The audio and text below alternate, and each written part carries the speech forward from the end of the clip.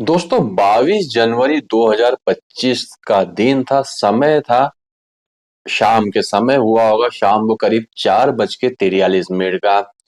एक ट्रेन जिसका कि नाम है पुष्पक एक्सप्रेस, बिल्कुल अपनी नियमित रफ्तार से चल रही थी।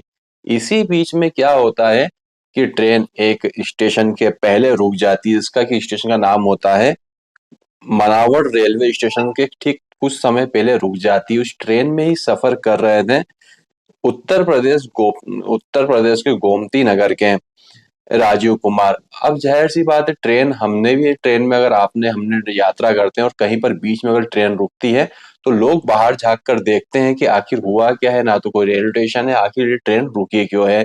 जैसे ही वो बाहर निकल के देखते हैं, खिड़की में झांक कर देखते हैं, तो देखते हैं कि लोग भाग रहे हैं। किस तरफ भाग रहे हैं? दूसरी ट्रेन की पटरी की उधर भाग रहे हैं। मगर राजीव कुमार देखते हैं कि उधर से एक ट्रेन आ रही है, और ट्रेन आ रही है तो वो इधर से चिल्लाते हैं कि उस तरफ मत भागो, उधर से ट्रेन आ रही है, कोई हादसा हो जाएगा। मगर उसकी बात, राजीव कुमार की बात उन लोगों तक पहुंचती उसके पहले उधर से एक और ट्रेन आ रही थी, जिसका कि नाम था कर्नाटक एक्सप्रेस। वो उन लोगों के ऊपर चढ़ जाती है, और चढ़ जाने के बाद में जाहिर सी बात है, इतनी वजनी अगर ट्रेन किसी इंसान के ऊपर चढ़ेगी तो उसके तो चिथड़े उड़ना मामूली बात है। तो ये जो घटना हुई है जलगांव ट्रेन हादसा, आज के इस वीडियो में मैं आपको बताऊंगा कि ये हादसा क्यों हुआ और इसे क्या टाला जा सकता था। तो नमस्कार, आदाब, सत श्री अकाल। मेरा नाम है जयेश, और जो आज की सच्ची घटना है, ये लखनऊ से मुंबई में की तरफ जा रही ट्रेन पुष्पक एक्सप्रेस का है। ट्रेन बिल्कुल नियमित रफ्तार से चल रही होती है, और चलते चलते उसमें एक बीच में चाय वाला आता है। जहाँ जो चाय वाला आता है वो कहाँ पर आता है? D3 general ward. अब जाहिर सी बात है, जनरल वार्ड में आप लोगों ने भी अगर सफर किया हो तो वहां भीड़ काफी ज्यादा होती है आम बोगी के मुकाबले, क्योंकि एक चाय वाला आता है। चाय वाला सिंपल सा, जैसे कि चाय के वाले जो आवाज लगाते हैं लोरी वाले, वैसे ही वो आवाज लगा रहा था चाय के लिए, और जिसे चाय लेनी होती थी उससे चाय ले रहा था, और जिसे चाय नहीं थी वो उसे नहीं लेनी थी, वो उसे इग्नोर कर रहा था।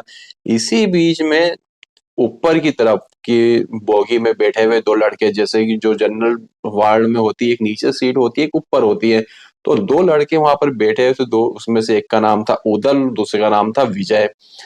अब उदल और विजय को चाय तो नहीं पीनी थी, मगर वो एक चीज बोलते हैं कि पीछे की बोगी से धुएं की आवाज आ रही, मतलब धुआं दिखाई दे रहा है। कहीं इस पीछे वाली बोगी में कहीं आग तो नहीं लग गई। और आग ऐसा बोलने के बाद में वो एक चीज और बोलते हैं, जैसे कुछ समय पहले जयपुर में एक टैंकर में ब्लास्ट हुआ था, कहीं ऐसा ना होगा ऐसी कोई घटना यहाँ पर हो जाए। तो वो जोर जोर से चिल्लाते हैं कि पीछे की बोगी में आग लग गई। अब इसी बीच में क्या होता है, चाय वाला और जोरों से चिल्लाता है कि पीछे ट्रेन की बोगी में आग लग गई है। और हिम्मत करके जो चेन होती है, चेन पुलिंग करता है। चेन पुलिंग करता है तो उसमें क्या होता है, जो ट्रेन के पहिए होते हैं वो जाम हो जाते हैं और ट्रेन रुक जाती है। अब जब ट्रेन रुकती तो चाय वाला और जोर से चिल्लाता है कि पीछे की बोगी में आग लग गई है, जितनी जल्दी हो सके अपनी जान बचाकर भागो, कोई यहाँ पर कोई ब्लास्ट ना हो जाए। तो इसमें क्या होता है, ट्रेन के जो दोनों जो डिब्बे होते हैं, आपने देखा हो ट्रेन में दोनों तरफ दरवाजे होते हैं।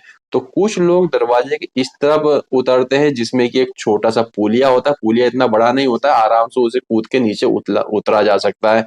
तो कुछ लोग तो इस तरफ उतरते हैं, मगर कुछ लोग क्या होते हैं, पुलिया के दूसरी तरफ उतरते हैं, जहां पर एक मोड़ था, और मोड़ के आगे थोड़ी सी झाड़ियां थी। मतलब झाड़ियां इस टाइप से थी कि उधर से अगर कोई ट्रेन आती है, या जैसे हम बोलते हैं ना अंधा मोड़, इस टाइप का, तो दिखाई नहीं देती कि उधर से कोई ट्रेन आ रही। तो कुछ लोग उस तरफ भागते हैं। जब वो लोग उस तरफ भागते होते हैं तो जो राजीव कुमार होता है जोर जोर से चिल्लाता है कि उस तरफ मत भागो, उधर से ट्रेन आ रही, कोई हादसा हो सकता है। तो उसकी आवाज वहां तक जाती, उससे पहले उधर से जो ट्रेन आई जिसका कि नाम था कर्नाटक एक्सप्रेस, जो कि यशवंतपुर रेलवे स्टेशन से हर्षदपुर रेलवे स्टेशन दिल्ली तक जा रही थी, वो उन लोगों के ऊपर चढ़ जाती है। और टोटल 23 लोगों के ऊपर वो ट्रेन चढ़ती है। 13 लोग तो मौके पे ही अपना जो दम है तोड़ देते हैं, क्योंकि इतनी बड़ी ट्रेन अगर किसी के ऊपर चढ़ेगी तो जाहिर सी बात है कि लोगों के वहां पे कुछ लोगों के चिथड़े पूरी तरीके से उड़ गए थे। किसी के हाथ नहीं थे, किसी के पैर नहीं थे, किसी का सिर नहीं था। ऐसा मंजर वहां पर सामने आता है। अब जैसे ही एक्सीडेंट होता है, उसके बाद में जो स्थानीय लोग होते हैं, आसपास के गांव वाले होते होते हैं, उस तरफ भाग कर आते हैं। उसी टाइम में जो रेलवे के आला अधिकारी होते हैं वो मौके पर पहुंचते हैं। जब इसकी जांच की जाती है तो पता चलता है कि ट्रेन की जो D3 बोगी थी उसमें एक ऐसी अफवाह फैल गई थी, पीछे वाली बोगी में आग लग गई है। सभी लोग भागने लगे और जैसे ही भागने लगे तो सामने की तरफ से एक ट्रेन आ रही थी, वो उन लोगों के ऊपर चढ़ जाती है और चढ़ने के बाद में ये हादसा हो जाता है। जब लोग उस जगह पर जाकर देखते हैं कि जहां से धुआं उठ रहा था वहां पर कोई आग लगी है, तो वहां पर देखते हैं कोई आग नहीं लगी, जो धुआं होता है वो भी कुछ समय के बाद में शांत हो जाता है। एक छोटी सी अफवाह ने टोटल 13 लोगों की, जब तक इस वीडियो में बना रहा हूँ 13 लोगों की जान ले ली और 10 लोग गंभीर रूप से घायल हो चुके हैं।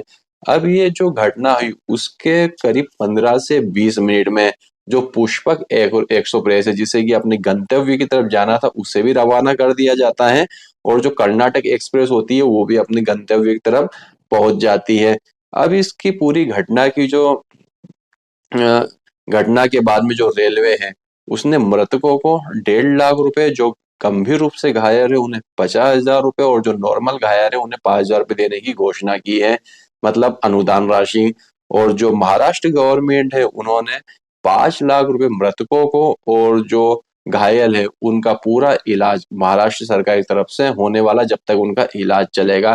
तो इस कहानी को सुनाने का मकसद किसी को परेशान करना, किसी को की भावनाओं को ठेस पहुंचा नहीं था, सिर्फ आपको जागरूक करना था कि एक छोटी सी अफवाह से 13 लोगों की जिंदगी खत्म हो चुकी, जिसमें कि ऐसे लोग थे जो कि मजदूर वर्ग से भी बिलोंग करते थे, कुछ ऐसे लोग थे जो पहली बार मुंबई की तरफ जा रहे थे और आने वाले समय में उनका घर कैसे चलेगा, क्योंकि अर्निंग पर्सन अधिकतर उसमें जो थे युवक थे, मीन्स आदमी थे, और वो हो सकता है उनके घर के अर्निंग पर्सन सिर्फ वो एक ही हो। तो इस घटना को सुनाने मकसद सिर्फ आपको जागरूक करना था। तो दोस्तों वीडियो पसंद आया हो तो लाइक करने का तो मैं आपको इस घटना में क्या ही बोलूं, मगर इस घटना से हमें सबक लेना चाहिए, किसी की भी अफवाहों को सुनकर इधर उधर तितर बितर भागने से पहले उस घटना की पुष्टि कर ली जाए। तो वीडियो देखने के लिए आपका धन्यवाद। भगवान करे आपका दिन शुभ हो।